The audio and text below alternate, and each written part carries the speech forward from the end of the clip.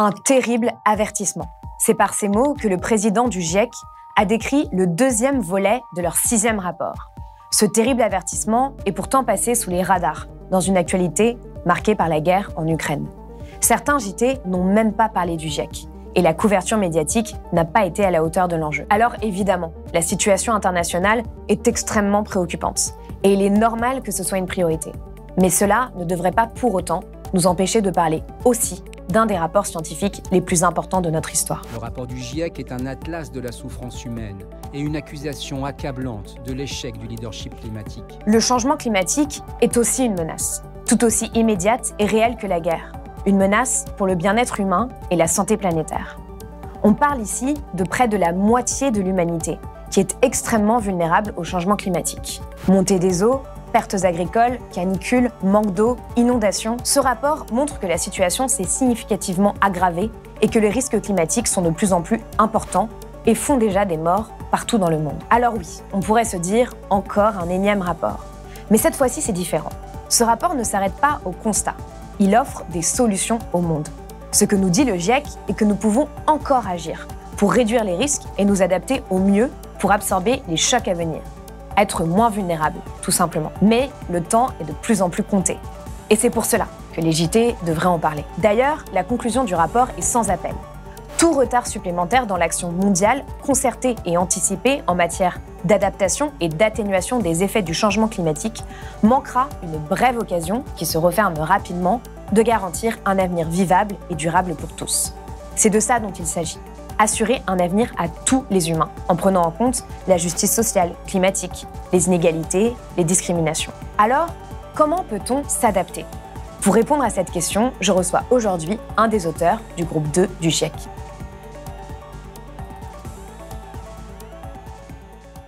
Alexandre Magnan, bonjour. Bonjour. Merci d'être venu sur le plateau de Blast. Alors, vous êtes chercheur senior en adaptation au changement climatique à l'Institut du développement durable et des relations internationales et vous êtes auteur du GIEC, donc le groupe d'experts intergouvernemental sur l'évolution du climat, et vous êtes membre du groupe de travail 2 qui vient de sortir son volet du 6e rapport, la plus grande mise à jour scientifique sur le climat depuis le rapport 5 qui est sorti en 2014.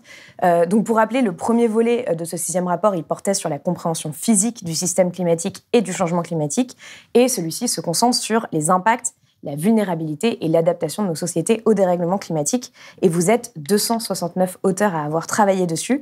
Sur ce volet-là, vous vous êtes appuyé sur 34 000 études papier scientifiques. Bon, pour les personnes comme moi qui ont un peu le nez souvent dans ces sujets, il y a certaines nouveautés, il y a d'autres choses qu'on ne découvre pas, puisque c'est des études qu'on connaissait déjà.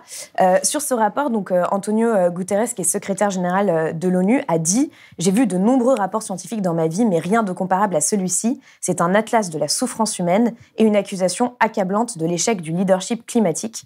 Je sais que partout, les personnes sont angoissées et en colère. Il est temps de transformer cette rage en action. » Donc, avant d'aller dans le détail, quels sont pour vous les grands enseignements du deuxième volet de ce 6e rapport, finalement, ce que toute personne devrait avoir en tête pour comprendre la complexité de l'urgence écologique aujourd'hui?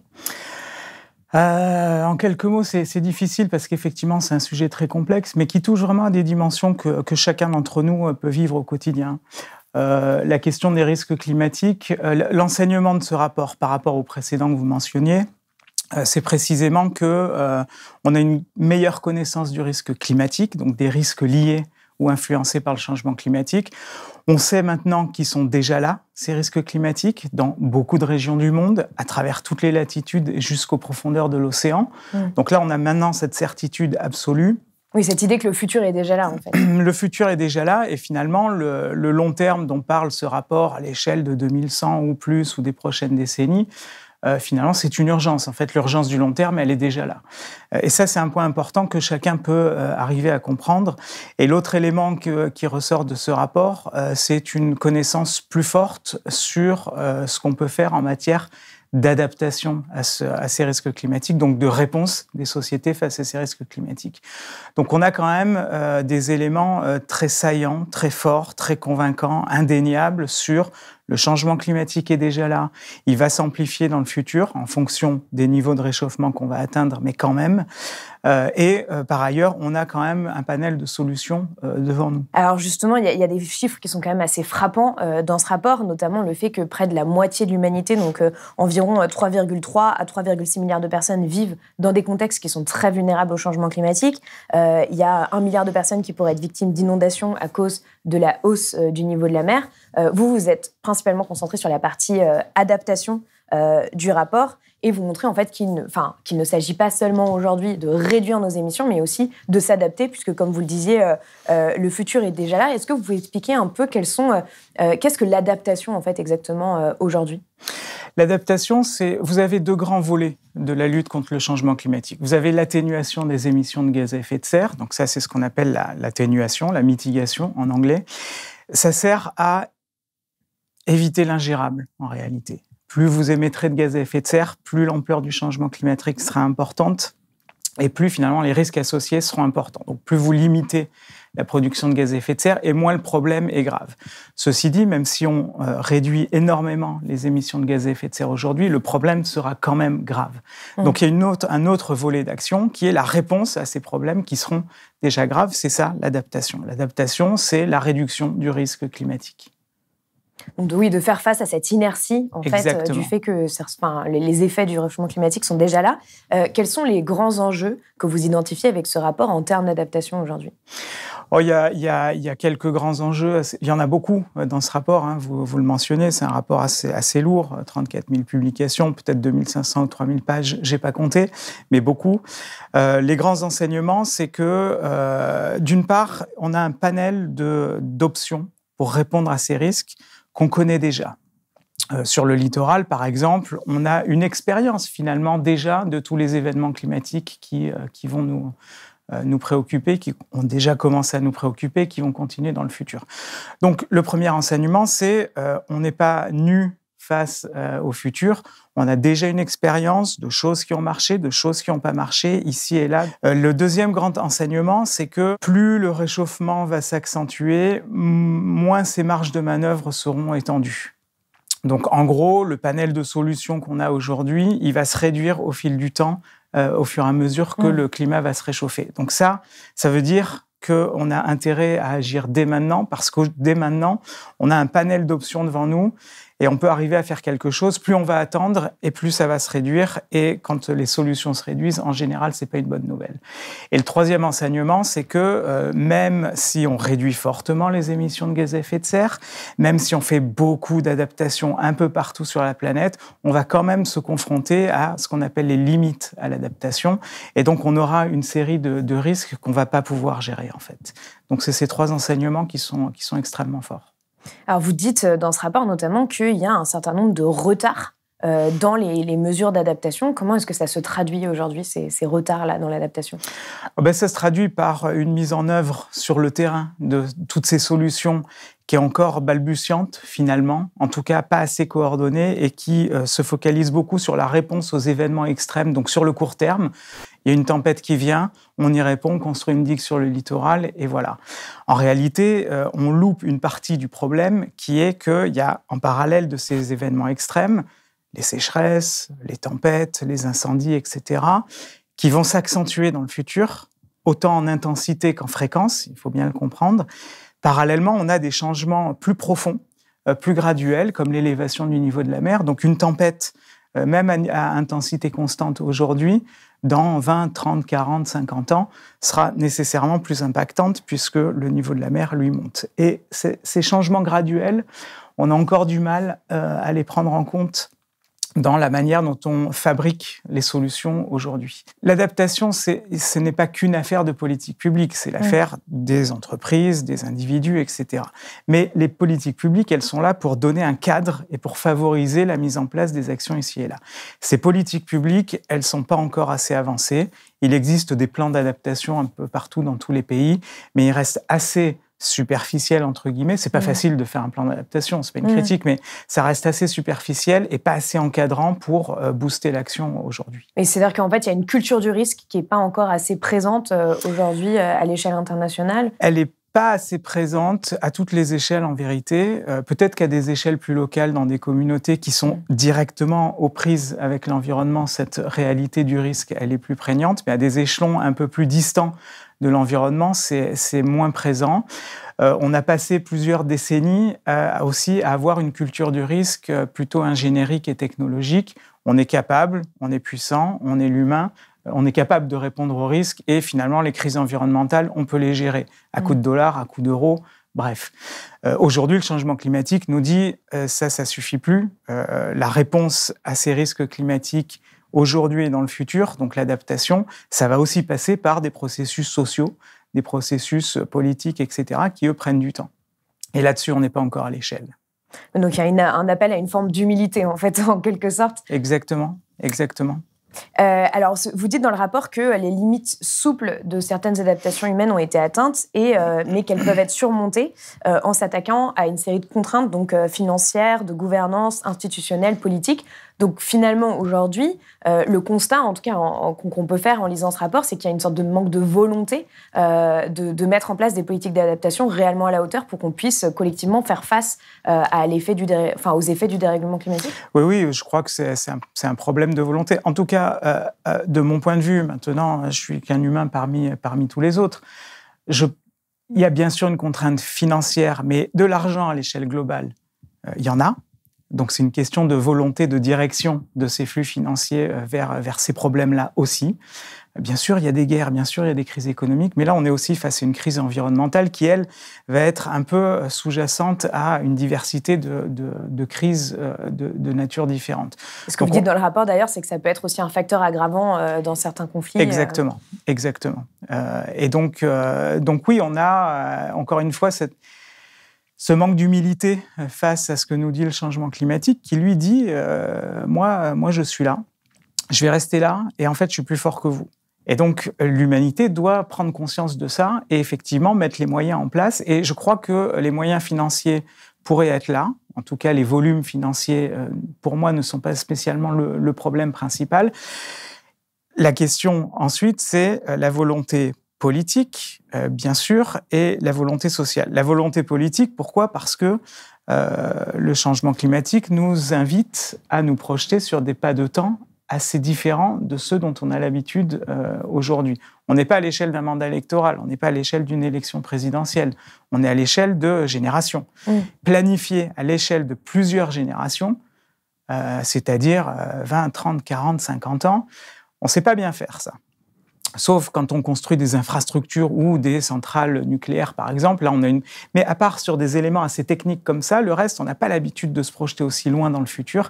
Et c'est ça dont on a besoin, parce que mettre en place certaines solutions comme le retrait stratégique sur le littoral, c'est-à-dire bouger les personnes, les activités qui seront menacées à terme, ça demande une planification de très long terme. Donc il y a un manque de volonté politique lié à ce pas de temps qui est évidemment un défi, bien sûr, mais c'est le défi auquel on doit se confronter aujourd'hui. Et puis, il y a peut-être un manque de volonté sociale, je dirais, de la part de tout un chacun aussi, de se projeter sur ces pas de temps, de se projeter sur la vie de nos petits-enfants, par exemple, et d'accepter qu'on va s'imposer des contraintes aujourd'hui en matière de développement, de gestion des ressources, etc., dont on ne vivra pas, nous, directement les bénéfices, c'est nos petits-enfants qui vivront ces bénéfices. Et ça, dans notre société moderne, on n'a pas l'habitude de ça. Donc, il y a différentes contraintes.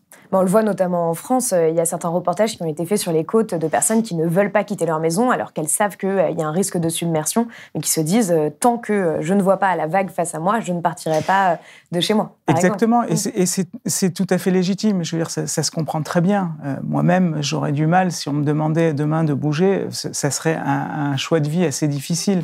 Parce que vous habitez à La Rochelle, c'est une zone exactement, et d'autant plus quand les gens n'ont pas forcément les moyens économiques de bouger ou d'acheter une autre maison, etc. Donc évidemment qu'il y a cette contrainte-là. Ce qu'il faut que les gens comprennent, c'est que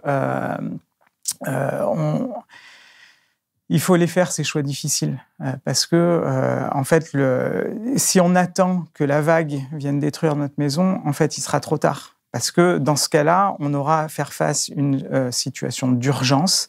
Et on voit dans tous les domaines que quand on répond à des situations d'urgence, on y répond toujours mal, ou alors pas assez bien. Là, on a l'opportunité, finalement, d'anticiper et d'essayer de faire en sorte que les choses se passent le moins mal possible. C'est quand même un point extrêmement important. C'est évidemment la première fois dans l'histoire de l'humanité, donc c'est quand même important, qu'on ait une vision du futur. Est-ce qu'on saisit l'opportunité de se dire, OK, donc on va construire un futur le moins pire possible ou le meilleur possible si on peut, ou est-ce qu'on attend que ça nous tombe dessus? Bon, après... Ce que vous expliquez dans ce rapport, notamment, qui est assez intéressant, c'est qu'il y a vraiment une approche systémique, c'est-à-dire que ce sont aujourd'hui les populations les plus vulnérables partout dans le monde qui sont les plus affectées par le dérèglement climatique et par les mauvaises politiques d'adaptation, en quelque sorte. Est-ce que vous pouvez expliquer justement qu'est-ce que la maladaptation? En quoi ça consiste? La maladaptation, c'est des efforts qui sont faits au nom de l'adaptation aujourd'hui, donc répondre aux risques, mais sans cette perspective de long terme. Et au final, on apporte une réponse qui va, au fil du temps, peut-être finalement aggraver le problème. Je vous prends un exemple très concret. Tout le monde a entendu parler de l'ouragan Katrina en 2005 aux États-Unis, à la Nouvelle-Orléans. 80% de la Nouvelle-Orléans est sous les eaux, mais les États voisins, comme la Géorgie, l'Alabama, le Mississippi, comptent eux aussi leurs morts et leurs disparus. Pas de lien direct avec le changement climatique. Attention, je ne dis pas que cet ouragan est lié au changement climatique. N'empêche qu'un ouragan, c'est une des conséquences du changement climatique. Donc on a une image dans le passé de ce qui pourrait arriver dans le futur. Qu'est-ce qui s'est passé à la Nouvelle-Orléans? Pendant 3 siècles, on a construit des digues autour de ces grands lacs qui entourent la ville de la Nouvelle-Orléans. Et on a construit ces digues et du coup, on s'est dit, mais finalement, en construisant ces digues, ça nous ouvre des espaces à l'urbanisation. Et donc, l'urbanisation s'est étendue au derrière de ces digues. Les gens, en général, quand il y a une digue, se disent « Ah ben, je suis protégé ». Ils ne se disent pas « Ah ben, il y a un risque ». Donc, le sentiment est celui-là. Donc, on a développé beaucoup d'urbanisation. Et parallèlement, donc, on a augmenté les enjeux exposés potentiellement à l'aléa submersion. Et parallèlement, on n'a pas du tout entretenu ces digues, ce qui fait qu'elles avaient beaucoup de brèches, de failles, et l'eau, elle adore ça. Donc, quand Katrina est arrivée, les lacs ont débordé, l'eau s'est engouffrée. Finalement, toute une partie de l'urbanisation a été inondée, y compris les canaux de drainage, etc. Donc, si vous voulez, on a finalement créé un problème au fil du temps qui n'aurait pas été là si on n'avait pas... Pour résoudre un problème dans l'immédiat. C'était Katrina, c'était en 2005, c'était sur les 3 derniers siècles. OK, aujourd'hui, on ne peut plus se permettre de faire ça. La maladaptation, c'est ça. Il faut penser des solutions qui soient des réelles solutions. C'est-à-dire pas simplement des réponses dans l'immédiat, mais des réponses qui prennent en compte le futur possible. Sur un exemple comme Katrina, c'est peut-être construire des digues où il le faut, mais éviter, par exemple, avec des plans d'urbanisation, que l'urbanisation s'étende en arrière de ces ouvrages, par exemple. Ça, c'est une vraie adaptation.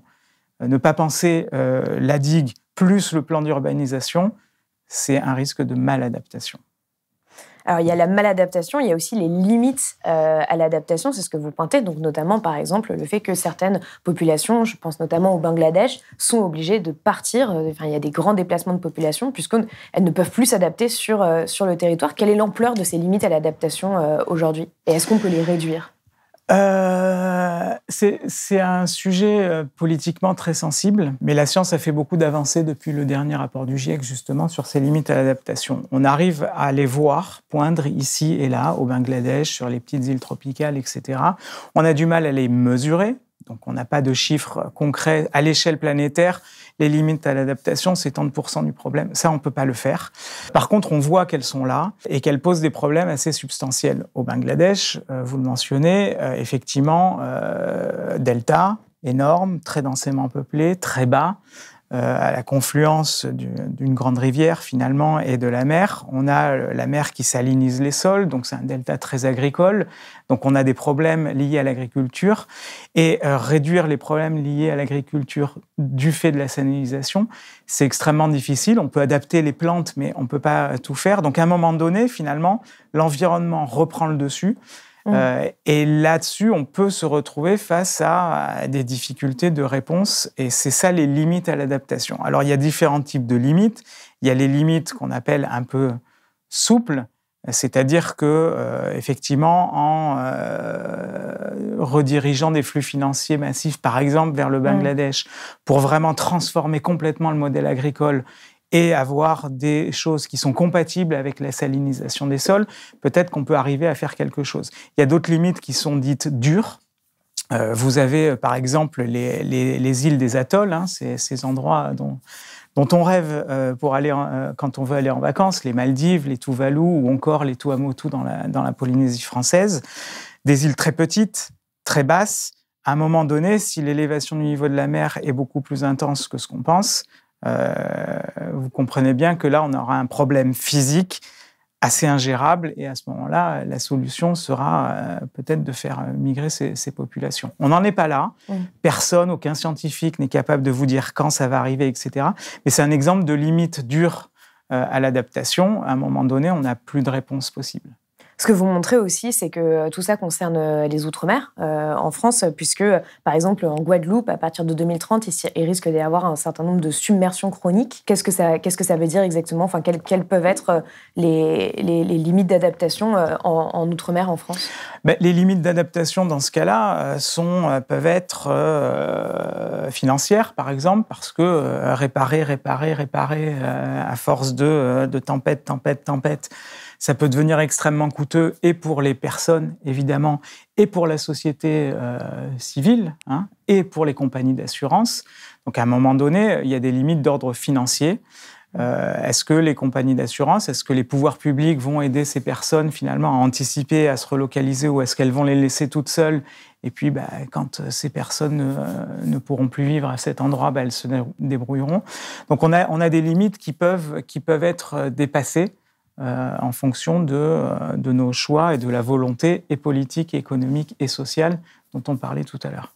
Ce que vous confirmez, en fait, c'est ce qui a été déjà dit en 2006 par le rapport Stern, c'est que le coût de l'inaction est beaucoup plus important que le coût de l'action aujourd'hui. Est-ce que vous pouvez donner justement des exemples d'adaptations qui fonctionnent et qui devraient être généralisées d'une certaine manière pour faire face à tous les risques que vous décrivez dans la première partie du rapport?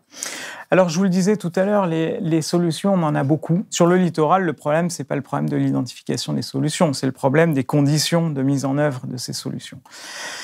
La généralisation de ces solutions, c'est toujours compliqué parce qu'une mesure n'est une solution qu'en fonction des spécificités du contexte. Une digue, ça peut être très bien à New York, ça peut être une vraie solution, et d'ailleurs, c'est une vraie solution mise en œuvre. Une digue sur un espace rural ou une petite île plutôt rurale, c'est une maladaptation. Donc la généralisation, vous voyez, c'est pas parce qu'on a une digue et que ça marche ici que ça va marcher ailleurs. Donc ça c'est le premier point. Après, on a un tas d'exemples. Alors je vous le disais, New York qui fait des digues, qui rehausse ces digues, qui les renforce, mais aussi qui, dans certains quartiers, relocalise les gens. Donc ça, c'est une solution qui marche sous un tas de conditions sociales, économiques, mais n'empêche que quand tout ça s'est réuni, c'est une solution qui marche. On a dans d'autres espaces, notamment dans les Outre-mer, on a de la replantation de récifs coralliens. Le récif corallien, il aide vraiment à atténuer l'ampleur des vagues. Il atténue à peu près 90% de l'énergie des vagues. Donc c'est une barrière naturelle extrêmement forte. On peut aussi recharger les plages en sable, parce qu'elle aussi joue cette fonction tampon. On peut replanter de la mangrove, qui elle aussi joue cette fonction tampon. Donc on a une diversité de solutions, en tout cas de mesures qui, ici et là, en fait, sont des solutions. Ailleurs peuvent être des maladaptations, mais n'empêche qu'on a une expérience, en fait, de ce qu'il faut faire. Vous parlez notamment dans le rapport du contexte urbain, des grandes villes et de l'adaptation, des enjeux d'adaptation dans les grandes villes. Il peut y avoir l'exemple de la végétalisation, c'est-à-dire le fait de végétaliser les villes pour pouvoir faire face aux vagues de chaleur. Ça a été prouvé, par exemple, aux États-Unis, dans certaines régions du Canada, que dans la même ville, quand il y avait des canicules, il pouvait y avoir des différences de 4-5 degrés en fonction des endroits de la ville, en fonction des endroits végétalisés ou non. Qu'est-ce que vous avez d'autre comme exemple dans un contexte urbain d'adaptation qui peuvent, dont l'efficacité est prouvée? Il y a les systèmes d'alerte, par exemple, en cas d'événements extrêmes. Une bonne prévention et une bonne acceptation par la société de ces systèmes d'alerte et des contraintes que ça impose, Si on vous dit dans 24 heures, il faut partir, il faut vous réfugier dans tel abri, il faut que les populations acceptent de le faire et aient confiance finalement en la puissance publique et scientifique pour le faire. Ça, c'est une forme d'adaptation. On ne va pas forcément délocaliser tout le monde parce que dans plein d'endroits, il y aura différents types de problèmes. Donc, l'humanité, ce n'est pas un échiquier. Donc, il y a des adaptations à faire sur les territoires. Les systèmes d'alerte qui fonctionnent sont des bons exemples de limitation de ces risques climatiques et donc, d'une certaine manière, d'adaptation. Alors, votre rapport, en fait, il est assez politique, en quelque sorte, puisque vous parlez aussi du fait de la nécessité, en fait, d'intégrer les populations locales, dans certains cas, les communautés autochtones, les populations marginalisées, dans la prise de décision et dans les techniques d'adaptation. Est-ce que en France, par exemple, on est à la hauteur sur les questions d'adaptation et notamment sur ces questions démocratiques ? Je ne suis pas certain. Je ne suis pas certain, c'est évidemment difficile de répondre à cette question, mais il est évident, et c'est politique au bon sens du terme, qu'on ne mettra pas en place des réponses et des stratégies de réponse sans l'accord finalement des populations.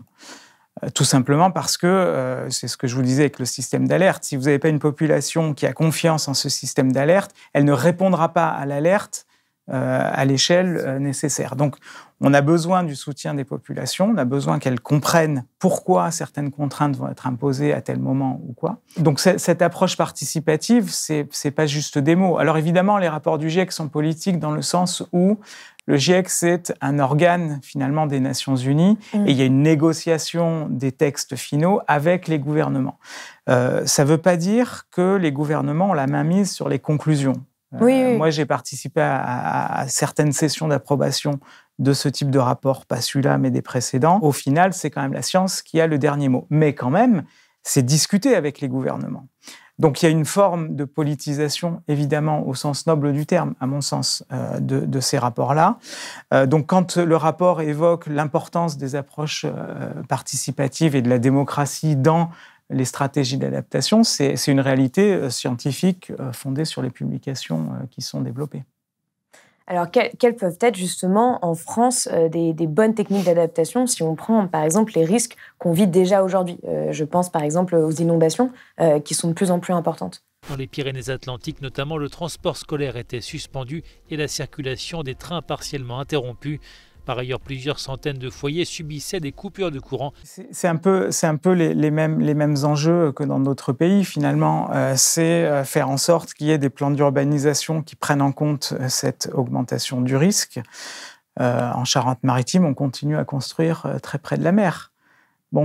Aujourd'hui, ça se fait toujours parce que ces terrains ont de la valeur et que économiquement, ça va avoir de l'impact. En réalité, si on regarde du point de vue du changement climatique, ça ressemble à de la maladaptation. Donc, par exemple, des plans d'urbanisation qui, sur le littoral ou sur les abords des grands fleuves, prennent en compte cette dimension de long terme, c'est une démarche très, très concrète. Il y a un lien, par exemple, qu'on fait aussi pas très souvent sur la question des inondations, c'est celle de l'artificialisation des sols qui empêche, en fait, que le béton empêche à l'eau de s'écouler. Et donc, c'est l'une des raisons aussi pour lesquelles les inondations ont des impacts très importants sur les villes. Est-ce qu'il y a des recommandations spécifiques là-dessus, sur cette question d'artificialisation dans les grandes villes ? C'est pas mon sujet de prédilection, mais il y a évidemment... ce que vous soulevez est important. Le risque climatique, c'est pas juste plus de tempêtes, plus de pluie, plus forte, etc. C'est une convergence entre ces phénomènes-là et des modes de développement qui sont incompatibles, en fait, avec ces niveaux de risque. L'artificialisation des sols, si vous la pensez sans des systèmes de drainage, par exemple, assez performants, vous allez dans le mur. C'est évident, en fait. Et évidemment, moins on artificialise et mieux c'est. Il faut aussi faire avec ce que la nature est elle-même capable de faire. C'est-à-dire qu'effectivement, ces processus d'écoulement naturel, le plus on les garde, le mieux c'est, parce que même des systèmes de drainage et cette technologie, ça peut être une réponse si on a besoin d'artificialiser, mais il faut prendre en compte le fait que l'entretien de ces systèmes de drainage est coûteux, techniquement difficile, et donc ça doit faire partie du plan si jamais on doit artificialiser et qu'on met en place un système de drainage. Ah, pour continuer quand même sur l'exemple de la France, le rapport est assez alarmant sur les études, en tout cas, qui ont été récupérées, faites en France. Donc, notamment, par exemple, sur la production de vin. Donc, ça, j'imagine que ça inquiétera certaines personnes. Donc, notamment dans les régions de Bordeaux, de Montpellier, où le climat va devenir moins propice à la culture de la vigne et les rendements vont se réduire, ainsi que la qualité. Le risque de sécheresse dans la région méditerranéenne, le risque de mortalité liées aux chaleurs extrêmes. Quelles sont les marges de manœuvre qu'on peut avoir aujourd'hui en France? C'est-à-dire, si on prend les conclusions du rapport et qu'on les applique à la France, qu'est-ce que ça donnerait dans les grandes lignes aujourd'hui? Parce qu'on est quand même à quelques mois d'une élection présidentielle. Écoutez, ça donnerait quelque chose, j'allais dire d'assez simple. C'est jamais simple et je ne devrais pas dire ça. Mais on manque en France, on a différents territoires, différentes configurations, différents types de risques. Certains réagissent à un même type de risque d'une certaine manière, d'autres d'une autre manière. Bon. Ça, c'est la réalité de la vie. On manque, en revanche, d'un cadrage politique et, vous le mentionniez tout à l'heure, d'une volonté politique forte de faire de l'adaptation au changement climatique en France une réalité stratégique, économique, etc. Donc, on n'a pas cette vision-là. Quand vous regardez les programmes des différents candidats, il y a de l'adaptation ici et là, mais c'est pas à l'échelle. Il faut bien comprendre que le changement climatique, il s'intensifie et il s'accélère. C'est vrai en France, c'est vrai partout sur la planète. Si on n'engage pas cette volonté politique maintenant, ça risque de devenir très très compliqué. Et comment on engage cette volonté politique? On a une grande opportunité, c'est que d'ici peu de temps, quelques mois à 1 à 2 années, la France va mettre en place une nouvelle stratégie climat, à la fois atténuation et adaptation. On a l'opportunité là de construire un plan d'adaptation qui soit vraiment ambitieux et à la hauteur de ces enjeux-là. Pour l'instant, on a des plans d'adaptation, on est au 2e. Mais ça reste borné à une liste d'actions dans différents secteurs, sans vision stratégique des contraintes de tel ou tel secteur et des interactions entre les réponses des secteurs les uns par rapport aux autres. Donc on a besoin de cette vision stratégique, politique, et donc de cette volonté ferme de faire de l'adaptation un vrai sujet. Et vous, votre impression en tant qu'observateur, c'est que c'est lié à un déni, c'est lié à un manque de connaissances, un manque de compréhension des enjeux? Alors,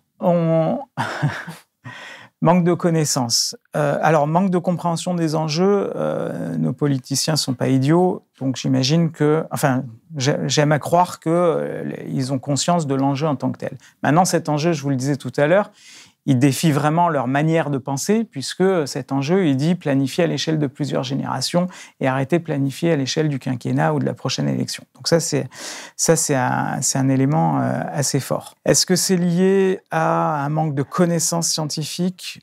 Honnêtement, je ne pense pas. La précision scientifique qui est recherchée dans les publications scientifiques et dans les rapports du GIEC, elle est extrêmement importante, surtout quand on va devoir prendre des décisions très précises. Mais honnêtement, on a quand même suffisamment de connaissances à l'échelle d'un pays comme la France pour engager des stratégies d'adaptation qui soient justement compatibles avec ces évolutions climatiques. D'autant plus qu'à chaque fois qu'il y a un rapport du GIEC qui sort, on dit « Ah, c'est encore l'urgence, mais on le savait déjà ». Donc là, il y a une chose assez paradoxale. Est-ce que c'est un déni ? C'est une bonne question. Je crois que le changement climatique défie tellement la manière dont on a pensé le développement, en tout cas dans nos sociétés industrialisées depuis 200-300 ans, que, évidemment, la première réaction naturelle, c'est de dire, en plus, c'est pas si urgent, c'est pas la guerre en Ukraine. Donc, on a tendance à dire, bon, on va s'en occuper. Mais parfois, j'ai des élus qui me disent, écoutez, monsieur Magnant, c'est passionnant et terrifiant ce que vous me racontez. On parle de plusieurs décennies, peut-être 2100. Revenez me voir en 2090 quand vous aurez une vision plus précise et dans ce cas-là, j'agirai. Et ça marche pas parce que, en fait, répondre au risque en 2090, en fait, ça veut dire se mettre en marche et transformer nos sociétés maintenant. Donc, ce déni, je peux le comprendre sur le principe, mais parallèlement, s'il y a vraiment une prise de conscience des enjeux, tels que je le souhaite, à un moment donné, il faut prendre ses responsabilités et le déni, ça marche plus.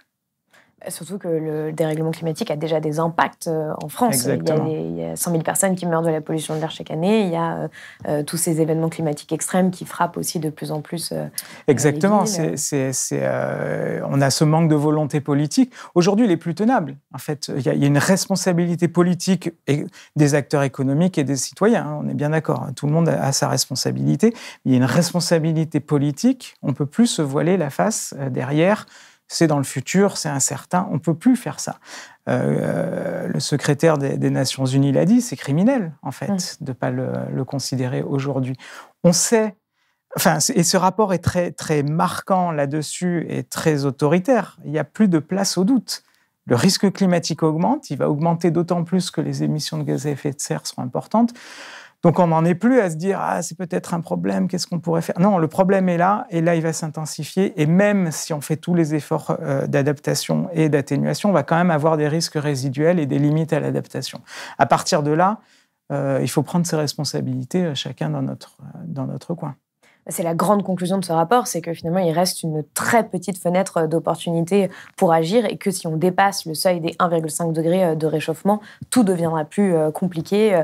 L'adaptation, comme le développement politique résilient, climatique résilient, etc. Exactement. On a fait il y a des estimations qui disent que à l'horizon de la fin du siècle, un réchauffement de plus 2 degrés, donc compatible avec ce fameux accord de Paris négocié à l'échelle internationale, donc un monde plutôt vers lequel on essaierait de tendre avec nos réductions d'émissions. Un monde à 2 degrés, ça va augmenter le risque global d'un facteur 2. Un monde à 4 degrés, ça va l'augmenter d'un facteur 4. À 2 degrés, avec un facteur 2 de risque augmenté, on va pouvoir continuer à trouver les solutions qu'on a. Et effectivement, la marge de manœuvre se réduit, mais il y a quand même une fenêtre de tir. L'humanité est peut-être capable de viser cette fenêtre de tir.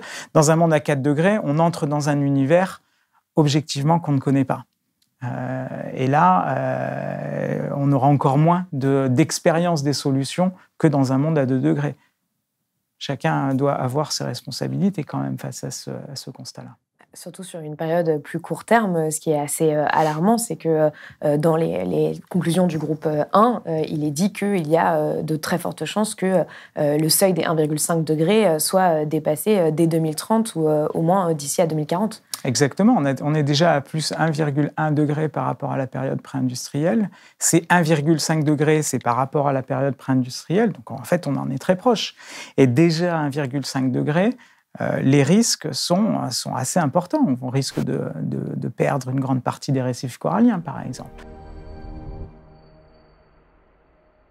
Et c'est là que ce rapport, c'est une alerte de plus, certes, mais là, franchement, il y a plus de doute. Alors justement, la différence avec l'alerte, c'est que ce qui est dit à un moment du rapport, c'est que ce rapport offre des solutions au monde. Pour vous, si on devait en retenir quelques-unes, justement, pour ne pas sombrer totalement dans le désespoir, qu'est-ce que seraient ces solutions, très concrètement ? Alors effectivement, un point important, il ne faut pas sombrer dans le désespoir. Il y a cette fenêtre d'opportunité. Pour l'instant, elle reste assez large, en tout cas suffisamment pour qu'on y trouve nos solutions et notre bonheur futur. Donc ça, c'est un point important. Je veux dire, le constat de ce rapport-là du GIEC est très clair sur l'ampleur des risques climatiques. Il est aussi très clair sur le fait qu'on a cette marge de manœuvre et qu'on a un panel d'options qui sont quand même là aujourd'hui, encore une fois, dont on a une certaine expérience. On n'est pas tout nu. Et vous montrez d'ailleurs que si on reste sous la barre des 1,5 degrés, en fait, on a tout à y gagner parce que ça veut dire plus de bien-être pour les populations, une réduction de la pauvreté. Enfin, voilà, il n'y a que des co-bénéfices en quelque sorte. Il n'y a que des co-bénéfices. Ouais. Alors, il y a juste des choix très difficiles à faire maintenant. Mais objectivement, il y a beaucoup de co-bénéfices à en tirer. Il y aura quand même des souffrances, ça le rapport est assez clair, mais si on peut les limiter quand même, c'est beaucoup mieux. En termes de solutions concrètes, il y en a un tas. Je veux dire, la modification des pratiques agricoles qui demande une modification des marchés pour écouler ces commodités agricoles. Un renforcement de la cohésion sociale face aux risques. Le rôle des assurances, par exemple, dans l'évolution des marchés et des mentalités des acheteurs de maisons sur le littoral, par exemple. Des politiques publiques plus anticipatrices qui prennent plus en compte ce long terme. Enfin, il y a énormément de choses qu'on peut faire. Objectivement, il y a énormément de choses qu'on peut faire. Ce que dit le rapport du GIEC, c'est que si on ne les fait pas maintenant, dans les années à venir, si on ne met pas tout ça en place, ça va commencer à devenir compliqué. Pourquoi ? Parce que les sociétés ont besoin de temps pour se transformer. Vous ne changez pas un système agricole du jour au lendemain. Vous avez besoin de changer les pratiques, les mentalités des agriculteurs, les mentalités des acheteurs, les mentalités des intermédiaires, les marchés en eux-mêmes. Enfin, c'est tout un bazar. Et donc ça prend du temps. Donc la fenêtre d'opportunité, c'est pour ça qu'elle est aujourd'hui là et qu'elle va se réduire dans le futur. D'une part, parce que plus on attend pour mettre en place ces transformations, moins on aura le temps de les mettre en place. Et donc, à partir d'un moment, ça va devenir compliqué. Et parallèlement, on voit bien qu'il y a des solutions qui deviennent un peu obsolètes avec le temps au fur et à mesure que les risques climatiques augmentent. Et surtout, plus il y aura d'impact sur les sociétés humaines, donc de mortalité. Et c'est ce que vous dites dans le rapport, qui est quand même assez aussi inquiétant, c'est tous les points de non-retour qui sont en train d'être atteints. Vous parliez des coraux tout à l'heure, qui vont disparaître à 99% si on dépasse le seuil des 1,5 degrés. Mais vous parlez aussi des régions polaires, il me semble, des régions montagneuses. Tout à fait, ouais. Quels sont ces points de non-retour exactement ? Ces points de non-retour, c'est ce que vous dites. C'est une perte d'écosystème qui sera irréversible. Alors, les coraux vont changer de nature, de structure, ils ne vont pas complètement disparaître, mais les coraux tels qu'on les connaît aujourd'hui, ces récifs coralliens sur lesquels on a envie de plonger, eux, ils risquent quand même de disparaître. C'est bien sûr une perte en biodiversité, une perte environnementale. C'est aussi, il faut que les gens comprennent ça, c'est aussi une perte identitaire très forte en réalité. Ces écosystèmes sont des marqueurs d'identité. Et on ne peut pas se permettre de perdre des identités humaines ici et là. On en a déjà perdu au fil des derniers siècles à coup de colonisation, etc. Donc, à un moment donné, qu'est-ce qu'on veut léguer à nos enfants ? C'est ce fameux le futur que l'on souhaite. C'était un rapport des Nations Unies, je crois, il y a quelques années. C'est vraiment cette question-là. Quel est le futur qu'on souhaite ? Sur les zones arctiques, c'est pareil. C'est des ours polaires. Alors, les gens pourraient dire, oui, mais moi, j'habite en France. Alors, vous savez, les ours polaires, c'est pas forcément mon sujet au quotidien. C'est pas que les ours polaires, c'est des communautés qui vivent dans ces milieux arctiques qui ne peuvent plus pêcher, qui ne peuvent plus rester là parce que le sol est gelé. Et en fait, avec le réchauffement de l'océan et de l'atmosphère, il tend à dégeler. Et donc, il devient instable et donc on doit partir. Enfin, c'est tout un tas de choses qui sont pas du tout marginales, en fait. Hein. C'est pas parce que ça arrive, ces points de basculement, ces points de non-retour arrivent à certains endroits un peu isolés et loin de nous, Europe, qu'ils ne sont pas extrêmement importants. Vous mentionniez les changements au niveau de la pratique de la vigne en France. Ça va s'accélérer, ça va s'intensifier. Bon, si demain la région bordelaise ne peut plus produire son vin, est-ce qu'on considérera que c'est pas très grave, on va acheter notre vin ailleurs ? Je veux dire, la culture, finalement, l'image de marque du vin en France, de la région bordelaise, ça va être affecté, ça. Est-ce qu'on a envie de perdre ça ? C'est une question qu'on doit se poser, en tout cas. Je ne dis pas que oui ou non, moi, je ne suis pas la société. En tout cas, la communauté politique et la communauté, la société, doit à un moment donné se plonger sur la question, quel est le futur qu'on veut, qu'est-ce qu'on va perdre, qu'est-ce qu'on peut ne pas perdre et qu'est-ce qu'on peut gagner en fait. Et ce débat social, il a besoin d'être là. Et donc effectivement, on le mentionnait tout à l'heure, ces enjeux politiques autour de l'adaptation au changement climatique, c'est des enjeux sociaux en fait. Oui, notamment c'est ce dont ce qu'on réalise pas forcément en France, c'est aussi l'impact que va avoir l'augmentation, l'intensification des événements climatiques extrêmes, même ne serait-ce que sur en fait les biens et services qu'on importe, et il y a certains biens auxquels on n'aura plus accès, ou même l'exportation. Enfin, ça peut changer aussi totalement le commerce en fait en France et même les choses qu'on va pouvoir avoir à notre disposition au quotidien. Exactement, et d'autant plus que, et ça le rapport le montre aussi. Alors la crise Covid l'a montré, bien sûr, on est tous connectés, mais le changement climatique, il le dit depuis longtemps, ça, qu'on est tous connectés. On importe beaucoup de commodités agricoles pour élever notre bétail, par exemple. Si dans ces endroits où on cultive ces commodités agricoles, on a des risques climatiques qui augmentent et des réponses qui ne sont pas à la hauteur, évidemment que ça va impacter, à un moment donné, notre production à nous, et donc notre consommation à nous. Dans le Pacifique, par exemple, vous avez enfin un peu partout dans tous les océans de la planète, mais dans le Pacifique, par exemple, vous avez les stocks de thon qui, en fait, ne sont plus si stables qu'avant et qui ont tendance à bouger plus à l'est et plus au nord. Bon, tout ça, vous comprenez bien que ça va impacter la manière dont est structurée la pêche au thon aujourd'hui pour les pays qui pêchent, pour les pays qui achètent, etc. Donc, il y a tout un tas de conséquences qui font que aussi l'adaptation des uns va aussi un peu conditionner les niveaux de risque et l'adaptation des autres et inversement. Donc finalement, on a tendance à dire l'adaptation, c'est un truc local, ça se fait sur le terrain, à l'échelle des communes, etc. Oui et non. C'est aussi une dimension... On est dépendant de la bonne adaptation aussi de beaucoup d'autres pays dans le monde. Exactement, et c'est un peu ce qu'essaie de dire ce rapport, c'est que finalement, ça nous concerne tous. C'est pas qu'une affaire de pays plus vulnérables, groupes de populations plus vulnérables dans nos pays, etc. Bien sûr que ces entités plus vulnérables, elles seront les premières affectées. Mais il ne faut pas se leurrer. C'est tous les pans de la société qui vont être affectés en vérité. Et quand on parle de plusieurs générations, il est évident que dans 2 générations, même les plus nantis risquent quand même d'avoir des problèmes.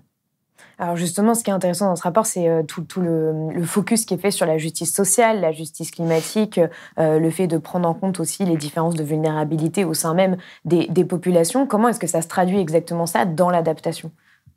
Ça se traduit par des mesures qui, vous le rappeliez, 3,3, 3,6 milliards. Enfin, c'est d'individus qui sont aujourd'hui déjà dans des situations de vulnérabilité. Si on n'a pas une priorisation des efforts d'adaptation, par exemple au travers des politiques publiques, au travers des flux financiers, etc., vers ces populations-là, on voit bien que c'est la moitié de l'humanité qui souffre, c'est toute l'humanité en fait qui souffre. Donc la priorisation des efforts sur ces entités plus vulnérables, c'est un des éléments très, très forts, oui. Donc c'est la prise en compte de la justice sociale, de la réduction de la précarité dans toutes les politiques publiques de façon systémique, en fait. Exactement. Alors quand on dit ça, et c'est là qu'on a un problème, c'est que ça fait peur. On se dit, mais attendez, ou alors il faut, dans tel secteur, dans telle politique, il va falloir tout chambouler. Oui, en fait... Surtout, vous mettez aussi en avant la nécessité d'être en concertation avec les personnes qui sont aussi victimes de discrimination, la prise en compte des inégalités de genre, des personnes en situation de handicap. Enfin, il y a vraiment toute cette dimension. Exactement, oui. Exactement. Et c'est pour ça que le défi est d'une ampleur certainement sans précédent. En tout cas, à cette échelle-là, il est sans précédent. C'est pour ça que ça fait peur. C'est pour ça qu'on a du mal à s'engager là-dedans. Mais c'est incontournable, en fait, de réviser les fondements de nos sociétés, en fait. Alors, dernière question. Ce rapport est sorti dans un contexte international compliqué. Extrêmement compliqué et aussi anxiogène pour d'autres raisons. Qu'est-ce que vous espérez avoir comme impact avec ce rapport qui est quand même, comme on le disait, comme on l'a dit au long de cet entretien, beaucoup plus concret et en termes de recommandations par rapport à ce qu'il faudrait que nous fassions face à cette urgence? Ce qu'on espère, c'est que la question du risque climatique devienne assez importante et voire centrale dans les politiques publiques à l'échelle des pays, mais à l'échelle des accords régionaux et des accords internationaux, que ça devienne effectivement pas le parent pauvre de quelque chose qui serait distant dans le temps, dans l'espace, mais que ça soit vraiment intégré comme un des piliers du développement durable aujourd'hui. Pour l'instant, ça l'est dans les mots, ça ne l'est pas dans les faits. Moi, ce que j'aimerais, évidemment, c'est bien sûr que les politiques fassent leur travail. Et là, on est bien sur cette question de faire leur travail. Ils sont censés piloter une nation, une région, une planète. Et on a besoin d'eux pour ce pilotage-là. On a aussi besoin, moi, c'est ce que j'espère, que les citoyens prennent conscience que changement climatique, c'est pas que la réduction des émissions de gaz à effet de serre. C'est pas que réduire notre consommation d'énergie, prendre son vélo, c'est ça aussi, évidemment, mais c'est aussi faire des choix dans sa vie de tous les jours qui sont finalement compatibles avec cette vision de long terme. C'est pas facile de définir quels sont les bons choix à faire, etc., mais si vous avez envie d'acheter une maison au bord de la mer, réfléchissez à quelle maison et à quelle distance de la mer, par exemple. Consultez les plans locaux d'urbanisme, consultez les plans de prévention des risques et faites votre choix à partir de ces informations-là. Donc se mettre dans cette logique d'adaptation aussi à l'échelle individuelle. On a besoin, on ne peut pas tout attendre des politiques et on ne peut pas tout attendre de l'éventuelle réforme d'un marché économique mondial. On a aussi besoin d'une prise de conscience par chacun d'entre nous de pourquoi tout ça, finalement, c'est important. C'est ce que vous dites dans le rapport, notamment que le développement climatique résilient va passer par le fait que les gouvernements travaillent main dans la main, mais aussi avec les communautés locales, avec les populations, avec le secteur privé, avec la finance, les investisseurs, etc. etc. Exactement, et c'est pas une vision bisounours de ce qu'il faudrait faire. Je veux dire, c'est juste le constat qu'on tire de ces 34 000 publications, et encore, on s'est limité dans le temps des publications, donc évidemment, il y en a bien plus, c'est ce qui ressort des constats des scientifiques à travers la planète. On ne peut pas penser en silo, on est obligé de penser en systémique, c'est difficile, mais on est obligé de penser en systémique. Merci beaucoup, Alexandre Magnan, d'être venu sur le plateau de Blast pour décrypter ce rapport. Merci beaucoup. C'est la fin de cet entretien. Si vous voulez que ce rapport du GIEC ait l'attention qu'il mérite, prenez, s'il vous plaît, quelques secondes pour liker cette vidéo, la partager sur vos réseaux sociaux et vous abonner à notre chaîne YouTube. Et comme d'habitude, vous trouverez tous les liens pour aller plus loin sous la vidéo. Je le rappelle, votre soutien est le prix de notre indépendance. Alors, pour vous abonner ou faire un don avec vos moyens, rendez-vous sur blast-info.fr. À très vite sur Blast.